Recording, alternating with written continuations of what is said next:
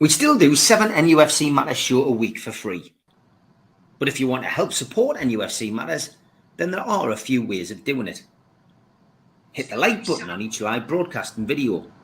This helps the channel grow. Hit the subscribe button and select the all notifications bell so you don't miss a single show. If you want to help us financially, then you can join the channel using this button with the membership starting at $1.99 a month. Or you can drop us a donation in the chat using a super sticker. We're also looking for sponsors. If you'd like your brand advertised on the flyers for the show and featured during the ad break, then email John at nufcmatters.com to arrange today.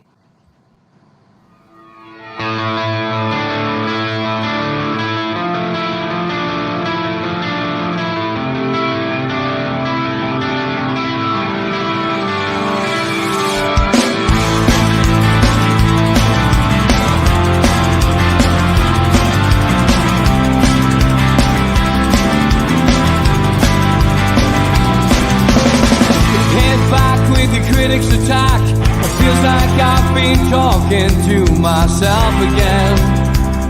But it's the only way you're ever gonna learn. You look back and it's all in the past. I'm dwelling on the thoughts I cannot say to you. If I don't say the words, then maybe it's not true. And it feels alright when they come and say to you, you're the only thing that makes us all believe. And it feels alright where the worlds collide. Manipulation stands to make us break. What time is that coming over you? You wish it upon a star. You wish it on a star. You are, you are, you are. To fight back, it's an all-out attack. Good evening, welcome to nufc Matters. It is Geordies here, Geordies there with me, George, Stu, Martin, Magnus, Alwaleed, Tom and Steve. And Mitch is waiting to come on. I think he's having a few internet issues, but hopefully we will get him on at some point. But lots to talk about. It might be the close season, but we've got the transfer window imminent.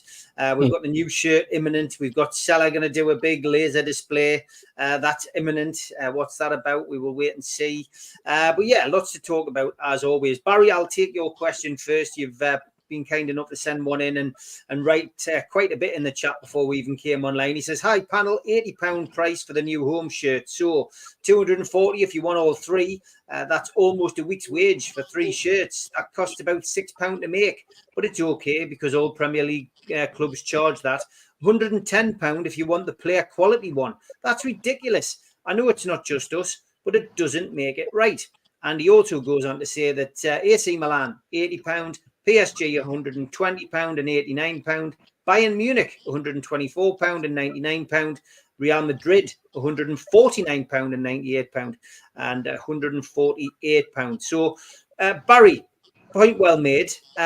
George, new strips. I know that we all like to go out and get a new strip, but it's nice to wear when you're in the house or on holiday and stuff like that. We've spoken about replica shirts on here before, but what do you make of the pricing of them, George? Outrageous is the only word I can use, I'm afraid.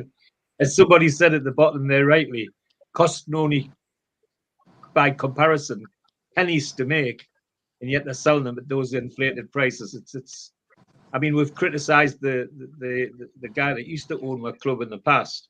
Well, this is no better. In fact, it seems, if anything, slightly worse. I mean, I don't know if you can see it. I've got the away shirt hanging behind us, and I like that one. I certainly wouldn't be buying all 3, and hesitating about which one I would buy, depending on what they look like. But I think it's outrageous. It's typical, though, of the way football's going, where they want the fan base to be. They want the fan base to be prawn sandwich eaters and not beer and pie people anymore. And so that's why they'll have a go at pricing things that way. And I just think it's quite sad. The other thing is, of course, what about you know, everybody likes their kids to have these things for Christmas and all the rest of it. My God, if you've got a couple of kids in the house, it's going to be an expensive Christmas just for a shirt before you do anything else. So, yeah, I think it's outrageous, Steve. They really need to rethink this, but they won't, because people by and large are prepared to pay it, and that's what supply and demand is always the ruler in retail trade, if nowhere else, and that's the thing where you're up against. But it does worry me though that further down, that youngsters will be priced out of having a shirt, or the black market will get hold of it, and people will buy their shirts on the seafront in Menorca, or Granada, or one of the Spanish holiday places. They'll find a stall there that sells them for about 20 quid instead of the one that isn't, and you know, just so that they've got the black and white or whatever one they want. But I do think it's as a principle, it is outrageous, especially as somebody already said, they're being made for coppers by comparison in some sweatshop in the Far East mostly, and it just beggars belief. But until people say no, we don't want them, they just keep doing it, and people won't do that because they do want them. They want to support their team, and that's how we get caught, including me. I've got to admit. No, I mean I wanted that green and white one behind us because it was green and white. I wanted to show people that I was with the takeover, and that all this tripe about Saudi Arabia and all of that, humanity things. I support that. I'm not bothered about the other things. I can argue with the other things, but I, as I say, I was caught. I bought that one because I liked it. And I'll probably buy you one this time, but I'll wait and see what they look like first. But it's outrageous, Steve, is the short answer I actually give you. Okay, I mean, I'll tell you where I stand before we come to Stu. I had 13 years where I didn't buy a football top because of Mike Ashley. And I look at it as, if I can afford it, I'll buy it. And I'm not going to go and buy a shirt I don't like. I'll always buy the black and white one. I even bought the one which people didn't like, with the stripes, which were awful. We're talking 20 odd years ago now. But I bought away tops which, have grown on us over the years. The yellow one, I hated it at the start of the season, and then as it came towards the end of the season, in that promotion season, I went out and bought it. I loved it. Maybe it was because we were successful in it. Who knows? But yeah, I mean, look, the price of them. First of all, I've got to correct Barry. We don't know whether they cost a £5. That's something that people tend to say when we think back to Mike Ashley's days, or probably even further back to Dougie and Freddie's days, when the whole fake shake expose was out there, and people talked about them being made in sweatshops for a £5, and they were selling them to the daft Geordies for 40 quid. I would imagine that maybe they're slightly more expensive to make these days, but I'm not in the retail business, so I don't know. But I'd be surprised if it was a £5 to make them. However, there will be a big profit on them. But like George has already said, people will pay the price. There'll be a queue outside St James's Park and the new club shop, I'm sure, on Friday. There'll be a lot of razzmatazz out there, and people queuing up. If it's a nice day, probably more people queuing up throughout the day. I wouldn't be surprised, at all. So yeah, I'll buy them. If it's the designs that have already been advertised, I'll probably buy all three if there's three available over the next few weeks. So I want to support the club. I pay my season ticket, and I'll buy the strip. If the tracksuit's good, and I would imagine it would be with it being Adidas, I'll probably buy the tracksuit as well, and I'll get good use out of it. I did the same with Castoria. Castoria, despite all the problems people had, I never had any issues, and I was buying direct from the club shop, and I always managed to get what I wanted. So, and the quality was good. So, yeah, I've had 13 years of not wearing a Newcastle top, and now I'm back wearing them. So, do I think £80 too expensive in this day and age? No. I don't think it is. So I disagree with George. I don't think £80 bad at all. And I think 240 quid for the 3 tops. If there is going to be 3 tops come out, probably 3, probably 4. We know what they're like. Will I buy them all? And will I buy them all from the official club shop? Yes, I will. As long as I like the tops. So that's where I stand. What about you, Stu? What's your thoughts on the pricing of the tops? Well, strangely, I'll have to disagree with you because the older shirts, although they've grown on you, they seem to have shrunk on me as I've got older. But where I will agree with you is I have to disagree with George, and I hate doing that. As you know, as you can see, now I wear Ralph Lauren a lot. Well, they cost a lot, and I don't think they will cost much more to wear than what. To manufacture than what a football strip would cost. So it's about choice. And the top and bottom of it is you'll probably wear the shirts if you go to the games minimum 20 times a season. Probably if you're in the bar, you'll watch it. If you're watching the game, you'll wear it. So you'll probably get about 50 times a year where you'll be watching that, wearing that top. Where if you bought like a fashion garment such as this, I wouldn't wear it 50 times a year. So, in realistic terms, it's better value in monetary terms. But I do get where George is coming from. The kids' tops are cheaper. I believe they're £55. But if you're a family like with 2 or 3, 4 children and they all want shirts, it's an expensive time of year. But a story my father once learned me when I was trying to catch money off him at Christmas after he rebuked my sales pitch. He then said, I'll give you one bit of advice for free. Christmas is the same time every year. Save for it. So we know when the strips are coming out. And you have to then start to prioritise on what you want. And sometimes we shouldn't look to mourn just for the sake of mourning. We've now got Adidas. We know that any shirt, as you rightly said, Steve, the money goes back into the club. It doesn't go into Mike Ashley's pockets. It goes back into the club. We've got Adidas Newcastle, and we're happy that we've got a brand that is worldwide. Our strips will be shown worldwide. It's going to generate more money for us, for this club worldwide. And ultimately, we're not going to get all this for free. So, of course, they're going to ask us to put the hands in the pocket. But at this stage of the ownership, we can categorically state that any profit they make, they will put back into the club. So it is choice. And unfortunately, some people aren't affluent enough where they can buy all 3. Some people like myself don't want all 3. I've never been keen, controversially, on the blue and maroon straight hoop one. The home one, if it is what we've seen, I think it's a bit meh. And the away one's got green in it. So I probably won't buy any of the tops, but I will be buying like polo shirts, shorts for me walks and stuff like that. I'll still invest in the club and I'll buy the shirts as gifts for other people. So I don't think we're going to sit and say 80 quid. Yes, it's. I remember going to Monument Sports and buying the silver one with the black pinstripes, the full strip, with the shorts, with the socks for 18 quid. But that was like, what, now on 40 years ago. Things go up in price. And football strips, it's a high demand market, and that's how the club managed to extract big deals with Adidas, because they know there'll be a splurge of people wanting to buy the tops. They'll know they'll generate a lot of money from it, and they can afford to give us the money. And then I'll implore anyone who is in the Tyneside region to buy the shirts from the club shop.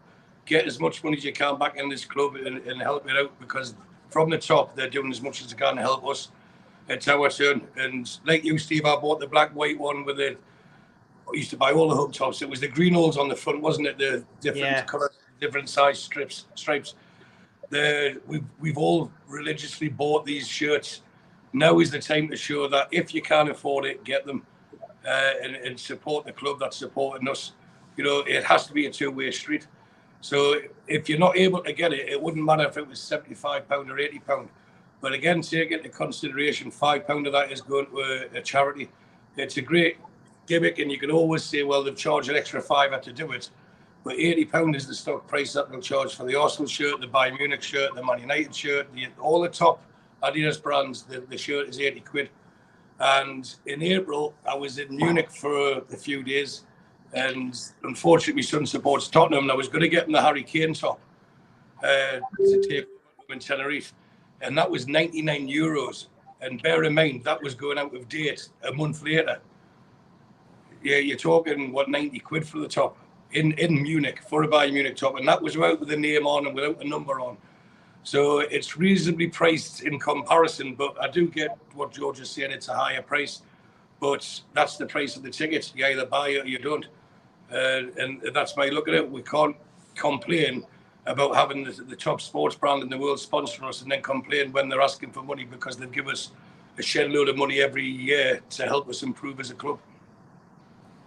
All right, Martin, what's your thoughts on the strips coming out this weekend? It's a big topic, of course, but £80, is that too much? Somebody talked about, brands there in the chat, as Stu mentioned, you pay 80 quid for a decent, social top, a top to go out in. Yeah, I think from my perspective, I suppose there's a couple of points, probably like Stu and Mitch, to be fair. Tom, I can't just go to the club shop and get one when they come out on Friday because I don't live there. So I have to buy online. So on top of the price of the shirt, I've also got shipping price. So, I can understand some people are going, listen, yeah, it's 80 quid or whatever.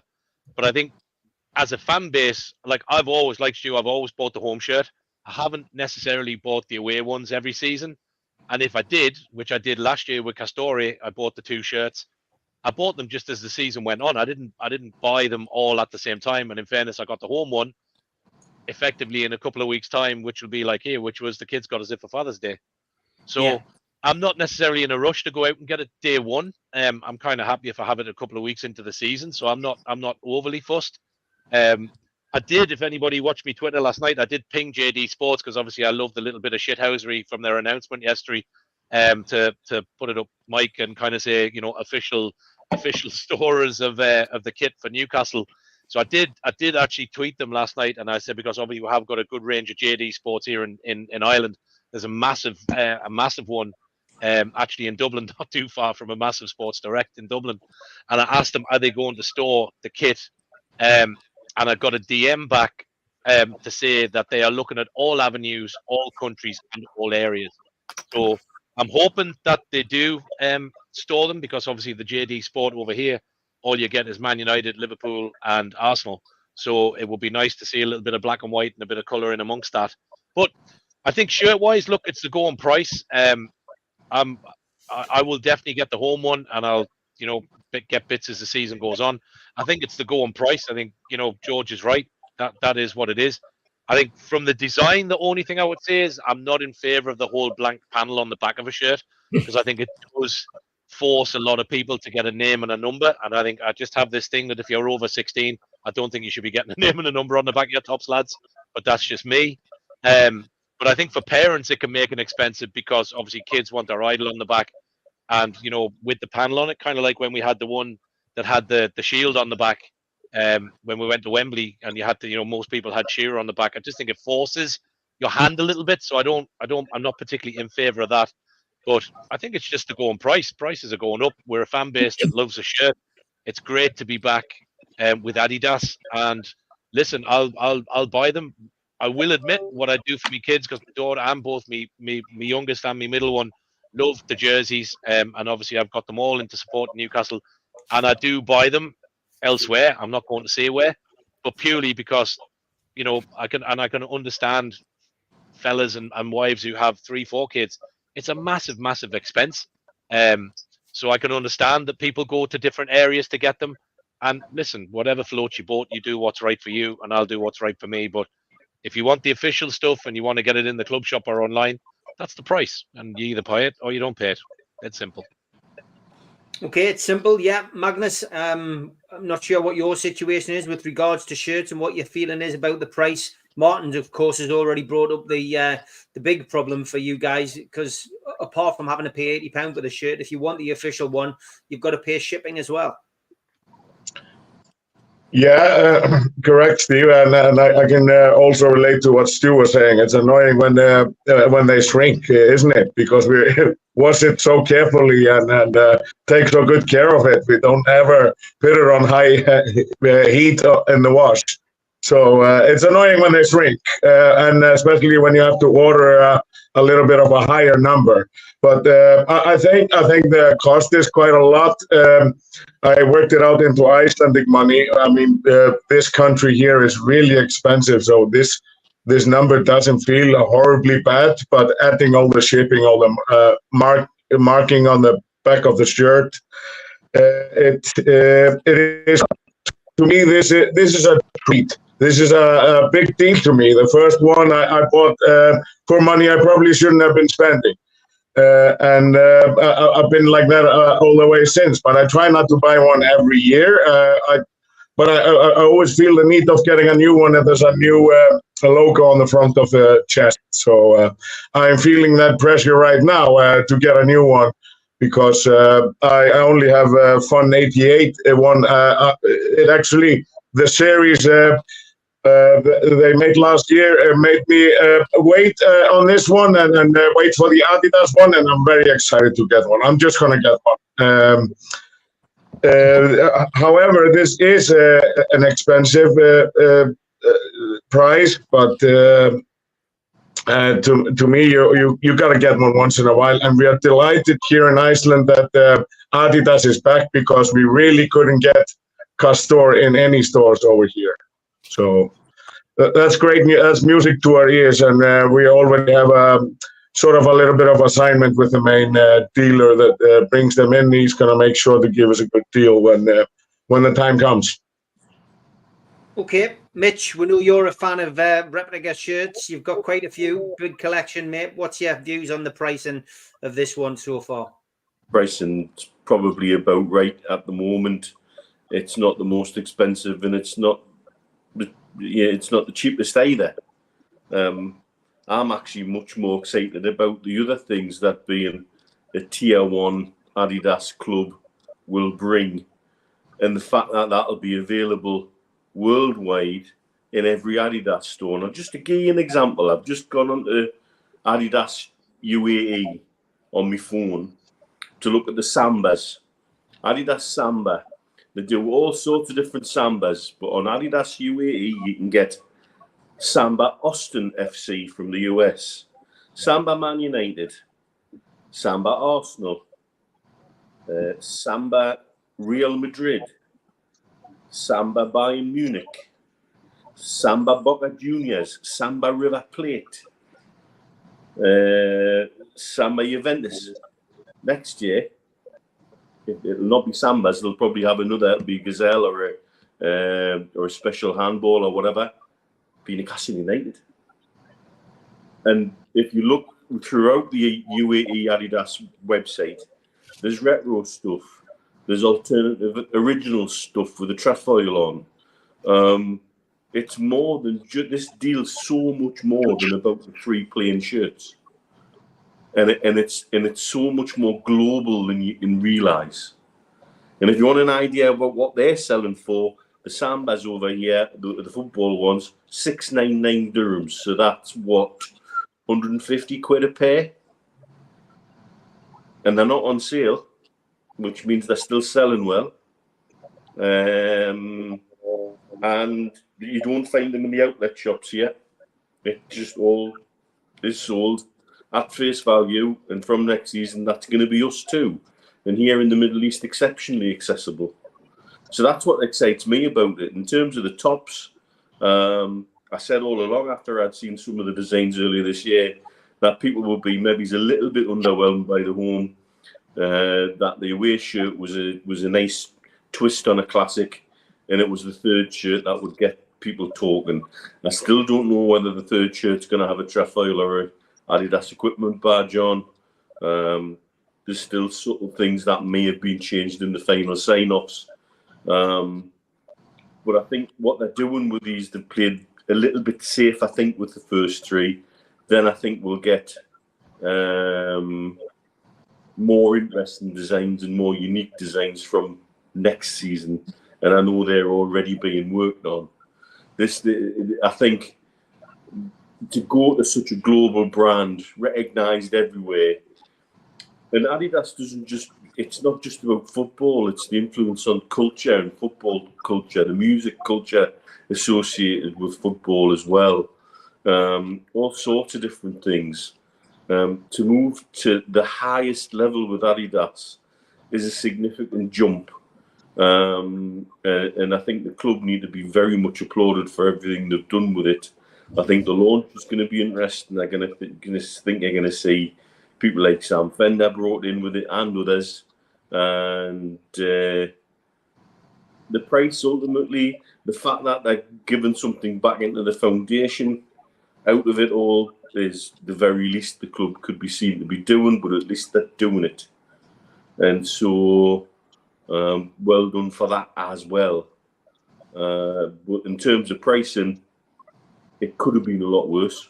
Of course it could have. Yeah, lots of people comment about this tonight, and I thought it would be a good topic to talk about because everybody's either excited or underwhelmed. So there's no in between. Steve, how are you feeling about the top, and is £80 too expensive for a top? Right, let's start with manufacturing costs. They are minimal, by the way. You're talking probably between, from my experience, between 10 and 12 quid now. Back in 2003, it was £7. And the reason I know that is because back in 2003, the Office of Fair Trading did Man United, an Umbro, and a number of other clubs to the tune of, I think I've written down here the price, £18 million fine across the board, including £159,000 fine to the FA because they were operating in a cartel. They were fixing the prices of the shirts.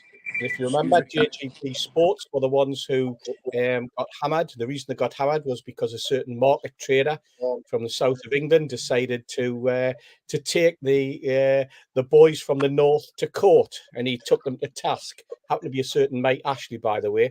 He said they were operating a cartel because they were fixing the prices. He was called up to a meeting where he was told to keep his nose out of the pricing because he wanted to sell them cheaper.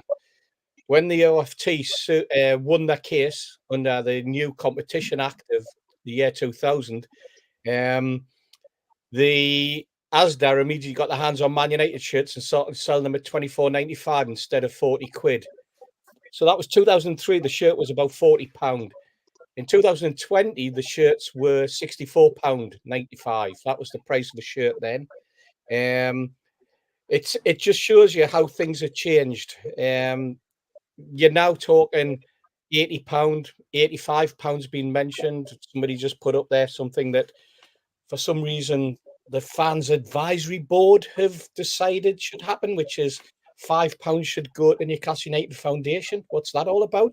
I don't understand the Fans Advisory Board deciding that. I find that all very odd.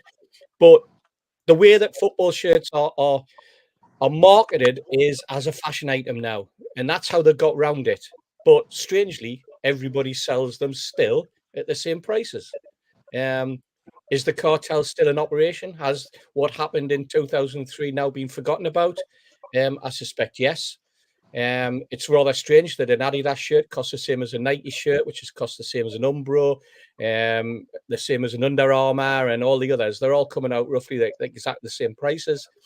They're all manufactured allegedly in different factories, but you're telling me that the overheads in those factories are identical? Probably not. But it's the amount of money that Adidas spend. And by the way, Mitch, a pair of Sambas in the UK, £85. I was actually in the shop today looking at them. So they weren't branded United, but they were black and white. I was looking at the Samba golf shoes. Right. And they're the same bloody price as well. You could wear them in town, but they've got spikes in the bottom. They're all right for a Friday night. But yeah, I mean that's where we are with the shirts. It's the whole marketing aspect. I do feel sorry for people with families. I think it's a ridiculous price to pay for kids. I think that the only other thing I'm going to say is stop press. Steve Race's been saving up for 13 years to buy these shirts. Yeah, I definitely have. I've had a few quid to spend off those Mike Ashley years, that's for certain. Al-Walid, what's your thoughts then on replica shirts and the cost? Well, there is no right or wrong, I believe, in this matter. It depends on which angle you're looking at. And this is just my opinion. As Stu says, that you're gonna wear it a lot of times during the season and also the summer. I believe it's maybe the problem is how to pay £80 at once. And for example, here in Saudi Arabia, we have companies, official companies, governmental. It give you opportunity to pay like installment. And for example, 4 months for divided with no profit. This is a way of sales, the business doing here in Saudi Arabia. This is also, it could be an idea, and there is always a chance to have the shirt by, if somebody can't, maybe can go to the contest. A lot of website, Twitter accounts give shirts for the to win as a contest. Also, there is a season sales in the mid of the season, or maybe close to the end of the season. So there is, and let's not forget that Castori. We remember how we complain about Castori, and we wait long time. And I think there is end the contract sooner than I think. I remember it was until 2027 or 2026. So this is also need compensation, for business matter. To compensate with the cost of closing of Castor contract. This is also, I think, cost the club also money. So that's my way, and that's my think of this matter. Okay, Thomas, what's your views on the new shirt and the costing of it? Well, I work for a company. I'm in charge of sales for a company that represents a brand that's pretty big here in the U.S. And it's common practice to have something called a MAP policy, which is minimum advertised pricing. And what that means is why you would go to JD Sports and go to Amazon or go to the club store, and they're all priced about $80. There's a reason for that. So it's called this MAP policy. And if someone doesn't follow a MAP policy, like Mike Ashley did at one time, the company can refuse to sell to them, which means you can't resell our merchandise. So that's what this MAP policy means. And the MAP policy is based on margin. So JD Sports has to make a margin. Adidas has to make a margin. The manufacturer of the product has to make a margin. And of course, the club has to make a margin. And that's why you'll see Nike and Adidas kind of come out about the same prices at a time. So I understand why the pricing is similar, and I understand why the pricing is set where it is based on the margin that everybody has to make along the way. With that said, it's a lot of money. What a lot of the sports teams here in the States do, if you are a member, you get a member discount on merchandise, and you get an in-person membership or discount if you go to the club store. So that usually helps the local people and helps people to support the club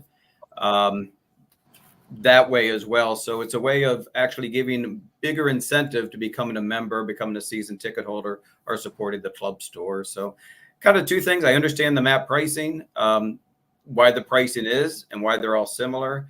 I get it. It's the way the business works, the margin ladder when you sell to people. But I also recognize it's pretty expensive, but I would rather spend £80 for an Adidas shirt that I know it's going to be used by the club to spend money than spend anything a few years ago. And I did from Mike Ashley. So it's all about value, and I think it's good value. Yeah, certainly is. We're going to have a quick ad break. Just want to thank everybody watching tonight. We've got over 400 watching on YouTube. We've got 400 watching on Facebook, Twitter, and on LinkedIn. If you're on those other platforms, search nufc matters on YouTube. Hit the subscribe button. We do 7 shows a week. You won't be disappointed. Congratulations to the Chronicle and Newcastle World 11 today, who beat the national press in the annual Media Cup at St James's Park. It was a 3-1 win. Jeremy Armstrong, Luke Edwards, and Lee Ryder scored the goals. in a 3-1 win. And Lee Ryder couldn't wait to text us and let us know. So well done, Lee. Well done to the lads. And that's a major win for the lads. And of course, Lee Ryder scoring. He never changes. He loves scoring goals in those games. All right, we'll have a quick ad break. We will be back after this. A big thanks to all our sponsors, Skips and Bins, telephone 0800 25 45 25 3, email inquiries at skipsandbins.com, website skipsandbins.com, easy contract free and pay-as-you-go waste collection. Thanks to Mr. Vicky's Sauces, handmade in Cumbria. Their website, mrvickies.co.uk, telephone 01768 210 102, or email info@mrvickies.co.uk. Thanks to United Group Travel. There are no strangers on our tours, just friends you haven't met yet. Their website, unitedgrouptravel.com, email beverly.ugtl@gmail.com, telephone 01670 632 460, or mobile 0791 666 4174. Thanks to Media Arts for the technical side of things. And you can also find us as a podcast on iTunes, Spotify, or other podcast providers. You can subscribe to the channel by hitting the subscribe button underneath this video. Hit the all notifications bell so you don't miss a show. Hit the thumb up to like the channel and click share to your social media. If you want to join the channel, then click join for as little as $1.99 a month. If you want to become a member, for a one-off £25 payment, email john@nufcmatters.com or go to membership at the website nufcmatters.com. If you've got a smartphone, hold your camera over the QR code and it'll take you straight there. We also help the food bank on this channel. Go to nufcfansfoodbank.co.uk to the matchday bucket and you can leave a virtual donation today. And don't forget, you can catch all Euro action for every game at the Gateshead Leisure Centre this June. Pop along, and I think you can get a nice meal deal with a pint as well for £5. So get yourself along there for that. And the end of season do in aid of Dementia Matters. We've got Super Matt, Gibbo, George, and the Long Sands performing on stage. nufcmatters.com, newcastlelegends.com for tickets priced at a tenner. And Gibbo and Rob Lee have got an event on at the City Hall Friday the 2nd of August. And tickets are available from £15 or on voucher via Ticketmaster as well, ticketmaster.co.uk. Okay, just want to talk about goalkeepers now. I'll start with you, George, again. And lots of rumours and stories in the newspapers about potential keepers coming to Newcastle. We've seen Marmadashvili linked with Newcastle. We've seen Trafford linked with Newcastle.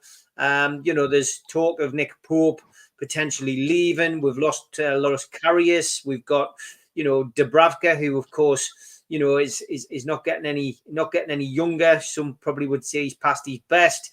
We've signed up Mark Gillespie for another year, but what's your views on the goalkeeper situation? Do you think we should be looking at bringing this Marmadashvili? And I know very little about him. It took us about 6 weeks to learn how to pronounce his name. But what's your views on the keeper situation? Would you be saying then?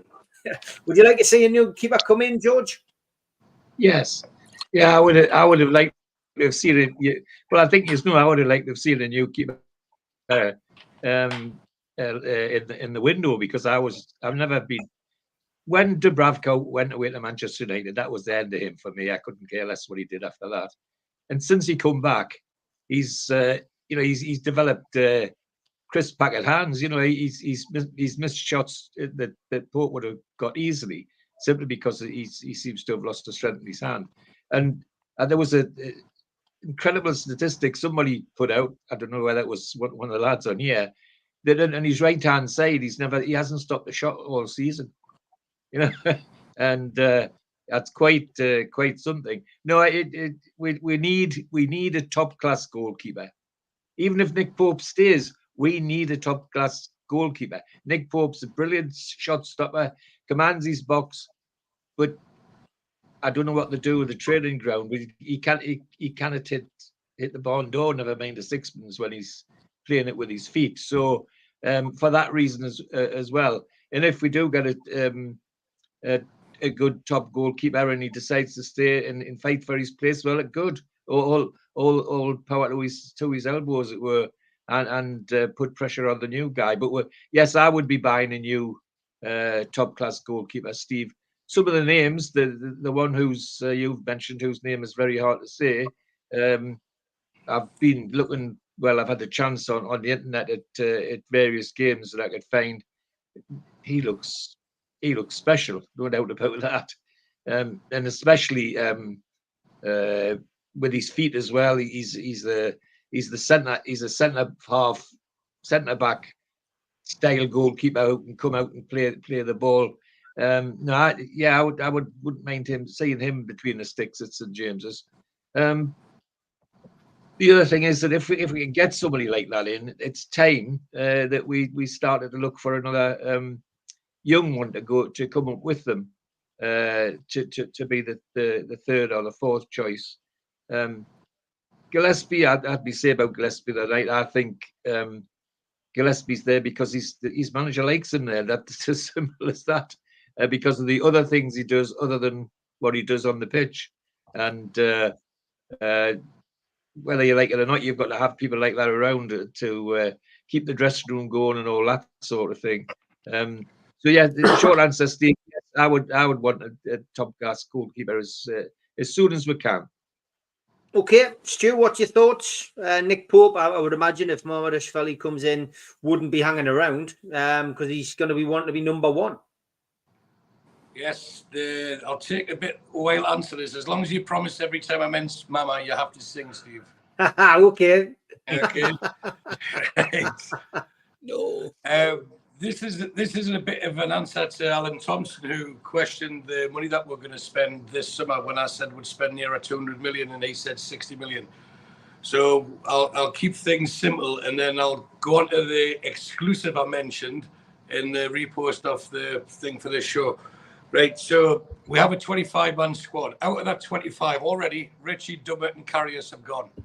So there's 3 definites out. So that's 3 people we'll have to bring in. Then it's likely that Dubravka, Trippier, Miggy will also be leaving. So there's 6 spaces and then quite possibly Wilson and then quite possibly Nick Pope. Now, the reason I say Nick Pope is because I have it on good authority that Nick Pope, there's a concern medically that he'll never fully recover from his injury.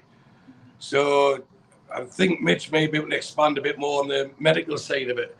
But if he goes again and we then just get a younger keeper to be his understudy, to be a number 2, to learn from him, and his injury goes again because Eddie Howe showed loyalty to him, which is understandable because for me, he is one of the top 5 keepers in the league when he's fully fit and on form.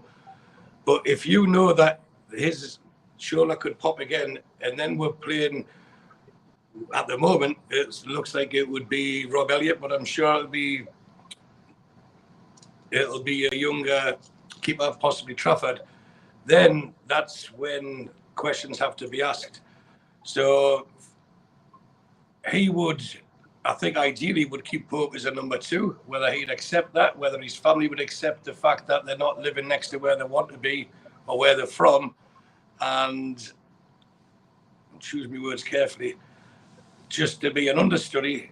They can, you know what I mean? If you're going then you're being number 1, then it makes sense. We'll make the effort for the family. But if you're not going to be playing week in, week out, then why not have a bit of home comfort? So that goes in it. So then there's a lot of press talk about Mama. Right. But as good as he is, it is press and agent talk. What we do know for a fact is Eddie is very keen on the Arsenal, who's now Arsenal number 2, Ramsdale, who is proven in the Premier League. He was voted the best keeper in the Premier League this season, not the season just gone, the season prior. So I think a lot will depend on how Arsenal play the game with Newcastle and how much is there going to be a price for him, and then is there a Newcastle price as well. So I think he would be the preferred option to come in at number 1. I still think as a keeper, Pope is better on his day, fully fit. But for the way that Newcastle want to play and the way that their game seems to be going, Ramsdale would be a better fit. And then you've got the language barrier, which wouldn't be existent with that. So for me, from what I'm hearing, I'll be surprised if Nick Pope starts and is our main number 1 keeper for next season. So there's 6 or 7 spaces that need to be filled up. Now, you have to also consider we've already committed £30 million to Hall. So for the 60 million that Alan thought we're going to spend, this is not a slagging at Alan, it's just me trying to explain my side of it. Yeah. Where we're going to get 6 or 7 players for 30 million quid. Now, granted, we'll get Kelly in on a free transfer. We've talked about on this show, you've talked about the Amigos, we've talked about it on the professionals constantly. The whole idea is to upgrade the squad. So anyone who comes in is, if it's a squad player is better than what's at the bottom of the squad, it moves us up, or they come in ready to play in the first 11, so they're better than what we've already got. That's how we improve. So for 30 million quid, you're not going to get 6 players. So that's where I'm getting the nigh on 200 million from. But is Kelly coming in? Is he an upgrade on Dummett? I'd say he is. So that's a plus mark, but that still leaves 5 or 6 gaps in this squad. So even if you average it out, some you'll get for 20 if they're getting younger, 20 to 25, but some they're going to have to go 40 to 50 million quid on. So the gross spend for me will be 200 million, plus minus. And then whoever they sell, because the amortization, they can justify it. There's the new sponsors, and all this has happened before the Manchester City court case, which we have to thank them for doing our bidding, and we would favour from that. And I'll just briefly mention that because we'll probably run out of time, is that the case that Man City are doing, the way it'll benefit Newcastle, it doesn't mean we can go and buy whoever we want. What it'll do is it'll give us an avenue to bring more revenue into the club from sponsorship. And I know Steve, Mitch, and yourself, and George, have talked to, we're blue in the face since the ruling came in regarding the fair value. Who decides that? Especially Mitch and myself, who are living here. How can you decide who is what it's worth? That's the king. The king to this whole statement is the usher the new ruling in for the fair market value is how can they decide that figure is fair? Because to be associated with a market leader, a world-renowned successful business like the PIF brings so much kudos, opens so many different doors. And if you look at Chelsea just as one example, their sponsorship is worth, I think it's 6 times more than the company's annual revenue, yet that's not looked at closely. So for me, it shows it's a closed shop, and what it'll do is it'll generate more revenue for Newcastle to at least compete. It's 20 times, Stu, by the way. 20 times. Well, that's even worse, isn't it? So it'll allow Newcastle to generate more revenue, to at least try and close the gap, to give them the position to compete with what has become quite clear is some form of cartel. And if I think there's something, I'm sure Keith, when he's back at the Amigos at some stage, may vouch for this. There'll be some rulings within the Newcastle takeover that they weren't to challenge certain issues, but these issues were ushered in very quickly after our takeover, and then another one came in, then another come in. It was quite clear it was to stop the growth of Newcastle United. So I don't want to talk about that too much because I know you guys will cover it in depth on Friday. We'll be looking at it on Friday and on Saturday, of course, with you guys on the professionals. Well, the main thing is, I as I'm hearing, which is regarding Nick Pope, I think there's concerns regarding whether his shoulder will be able to stand a full Premier League season. And when I say that, I mean with Newcastle United, because whether people want to debate it or not, our aim next season will be to finish top 4. And you need to have your best goalkeeper fit as possible for those amount of games. And if there's a question mark over it, whether it's medically or psychologically, then this is where we'll have to say there's no sentiment. Thanks for your time.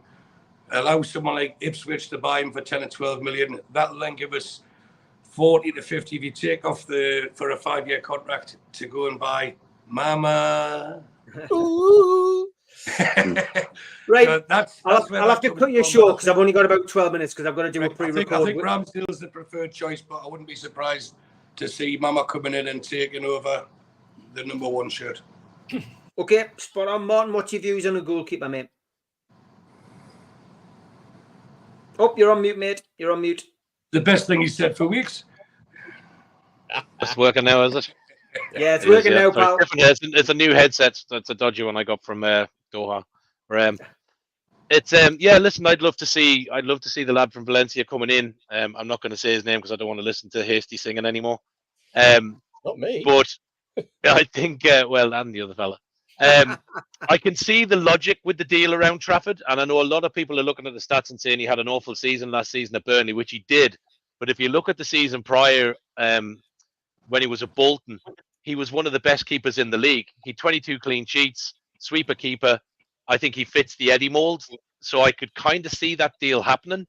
But I do think if the rumours about Pope are true, then I can see them going a bit bigger on a keeper. But to I suppose link into Stu's piece about bringing in the players and what we might spend. In my head, we're looking at needing a goalkeeper, 2 centre backs, a right winger, and a striker for me. And then depending on what happens, if by chance, as per a couple of people in the Telegraph are saying tonight that Man City are lurking around Bruno and look like they want to activate the clause, then we've obviously got work to do there. Hopefully that doesn't happen, but I think we do need a keeper. I think, look, we've seen the struggles that we had last season when Pope went out and with what we had with Dubravka. So I think it is definitely an area we need to strengthen. I think Ramsdale makes sense. As Stu said, he comes in, he's Premier League proven, no language barriers, doesn't have to adapt to the game, etc., etc. But I can also see the logic in the Trafford deal, and it wouldn't kind of surprise me if that was something that happened as a number 2 if Pope was to move on, because I think the lad has got enough, and he's part of the England camp as well and the other 21s. So if you look at a certain player who came in from Everton, who a lot of people said wasn't going to make the grade, Anthony Gordon, and look at what Eddie's done with him. So I think Trafford could be very similar to that. So I wouldn't write that one off just yet, but definitely we need a goalkeeper in. So and a few more for us. So I think Stu's probably fairly on the money with where he thinks it's going to go and what's going to be spent. So hopefully so. Let's see. Yeah, no surprise to hear that there would be concerns over somebody who's injured their shoulder not once but twice, Thomas. It's it's not a good thing for anybody to injure their shoulder, but especially a goalkeeper. But yeah, goalkeeping stories are still circulating on Tyneside. What's your thoughts, Thomas?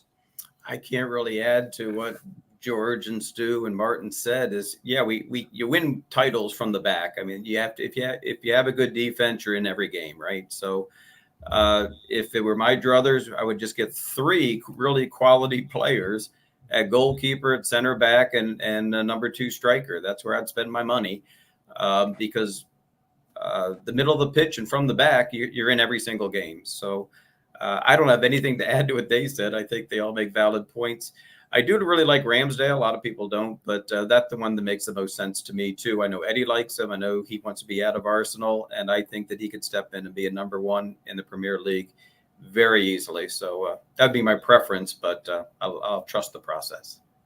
Trust the process, Mitch, is what Thomas says. You're nodding away there. Do you agree? Absolutely. Radical solution to the goalkeeping problem. Get rid of all of them, bar Gillespie, and bring others in. And I tell you what, if we're talking about spending £40 million on a keeper, we don't look like we've got problems from an FFP perspective going forward, I would suggest. Give you a couple of stats. Sportsmen who dislocate their shoulder are between 70 and 80% more likely to dislocate it a second time. Then they get the second time it's dislocated, they get a more invasive surgery, which has a 12 to 16 week recovery, which is what Pope's had. And they're still 50% more likely to get a further dislocation. And so, and I tell you the sport where that's seen a lot is American football. A lot of running backs have problems with shoulders. Dalvin Cook's the one that springs to mind. A career that could have been a lot more stellar than it was. Why? Because he popped his shoulders out 3 times. and he's never really been the same since. And if that's the attitude that they're taking to Pope, it's harsh, but realistic. That's sport. We need to have, if Pope still has book value and could be moved on, and we're looking at having a big change in the goalkeeping room, so be it. To coin the phrase, trust the process. Yep. Al-Walid, come to you next, mate. We're doing musical squares because people keep dipping off with the internet. So, Al-Walid, what's your thoughts? Would you be sad to see Pope go if that was the case? Well, Steve, I believe Eddie Howe is struggling with. I believe he wants Bob to be number one goalkeeper, but he can't guarantee that he will be fit all the season, as he seemed like have repeated injury with the shoulder dislocation, an injury prone. I believe the protocol of goalkeepers, it's over the world. The fourth goalkeeper from the academy, the third goalkeeper, like what Liverpool did, bring expert like Reina, 41 years old. They will be in Liverpool, I believe. So expert, he will train with the goalkeepers and will give them expert, and you can use him in difficult times if number one and number two injured. And the second goalkeeper, it shouldn't be from a strong country in football. Could be international, young, have a future ahead of him, have a quality, and of course the coach must define number one goalkeeper, as all the big managers are. This is number one, and for me, I don't prefer to be Spain really, because if he will be good, every week we'll hear stories about going to Real Madrid or Barcelona. And actually, maybe also I don't want to be maybe English from England, because we always have this talk about it's a pressure for going to England team who's the number one in England. So it's number one and number two. It's a big problem here in Newcastle, but I believe the process will fix that. Yeah, trust the process is what we say, Magnus. The goalkeeper situation is a very important one. I think the stats tell you the own story. When Pope wasn't playing and Dubravka came in, he got off to a poor start, conceded a lot of goals last season. So, even if we don't let Pope go, if Pope does stay and remain as number one, we still need an adequate second keeper. Third keepers, not many teams have a great third keeper. Yeah, I'm glad this question came up. I've been holding back a little bit here. There's a young lad coming to Wembley on Friday, and I have big hopes in this guy. He's done a stellar job, and we have a man. Okay, sorry, I'm going a little bit into the internationals here, but he's a tall lad, 6'2". He's brave. He's good on the ball, and he's only 22 years old, and he's been picked up by Thomas Frank in Brentford as a third keeper over there. He's spent a year there, not too much game time. I want you to keep an eye on this guy on Friday on Wembley against England, and let's see if he steps up to the plate. I think this would be a great addition to Pope and Gillespie. If these three were our next keepers, then we have one for the future, one for the current, and one as a complete backup if everything goes wrong. So keep an eye. This guy's name is Hákon Valdimarsson, and he's already Iceland's number one, and it's no coincidence that he's already in the Premier League. He's obviously a third keeper, but Thomas Frank, being Danish, already spotted him as he was playing in Denmark. Keep an eye on this lad. We'll see on Friday. I hope he hears this and steps up to the plate, because he's going to have a lot of shots to face. This is not an easy task, facing you guys at home. But, high hopes. I want you to keep an eye on this guy. Good stuff, Magnus. You always come with something. You should represent players. You're that good at pushing them. Steve, you've got the final word tonight on the goalkeeper situation. Should be an agent. Well, I got 2 sons. You never know. I might have to use this later.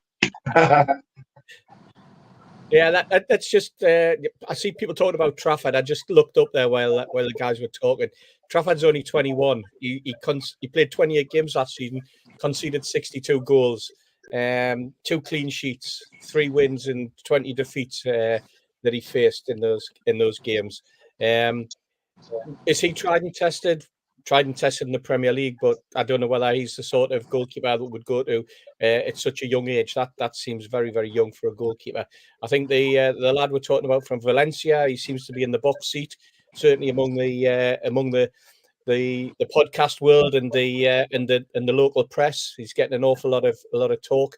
I put all this down to Pep Guardiola. He's changed how goalkeepers are considered now in the Premier League. Goalkeepers no longer have to come out for crosses because under Guardiola football, teams don't cross the ball from the touchline like they used to. They tend to cross the ball from far deeper. What you tend to see now is the sweeper keeper. I suspect if we're hearing that Emerson might be leaving Man City, that Guardiola might be changing football again. We might suddenly see a phase 2 of Guardiola football, and he'll catch everybody out again. He'll probably start playing 9 strikers, 1 defender, and a goalkeeper with arms that are about 40 foot long and hands like Kenny Everett. Who knows what's going on in football these days? No, I think that what Stu said about Pope is probably correct. Well, I'm almost certain it's correct because we talked about that injury that he sustained right in the early days and said that you just had to look at the way the guy landed. It did far more damage than was originally suspected. And if you see it in slow motion, you see it pop in all directions. And I think that, as Mitch rightly pointed out, the chances of it going again when it's already gone twice makes you very, very susceptible. And what we're talking about here are footballers who are thoroughbreds. And if you're not a thoroughbred, and I don't mean this disparagingly, but if you turn into a donkey because you're no longer able to run in the derby and you're running on the beach, then I'm afraid that in a position of goalkeeper, your days are numbered. It's a vital position where you've got to be able to dive around and you've got to be safe in doing so, knowing that you're not going to sustain an injury that is a recurring injury. So I think Pope's probably away. I wouldn't be surprised if he ended somewhere like Stu's intimated, back in the South Coast, perhaps at one of his previous clubs, perhaps down at Ipswich or somewhere like that, because there's a club that's gone through a number of goalkeepers this season. So, but let's see what happens in whether or not this lad from Valencia really is in the box seat, Steve. Yep, great stuff. Great show. Steve Hafty, Magnus, Alwaleed, Stu Perman, Mitch, Tom, and Martin and George. Thanks for joining us. Thanks everyone in the chat. We've had 1,030 watching tonight, 630 on Facebook, LinkedIn, and on Twitter. If you were watching on those other platforms, please go onto YouTube, search nufc matters, and hit the subscribe button. I'm back tomorrow night. It's a live show. It's with Super Mac, and it's a Q&A, so we need your questions. Anything you want to ask Super Mac, 6 o'clock or 7 tomorrow night. Take care, guys. All the best, folks. Bye.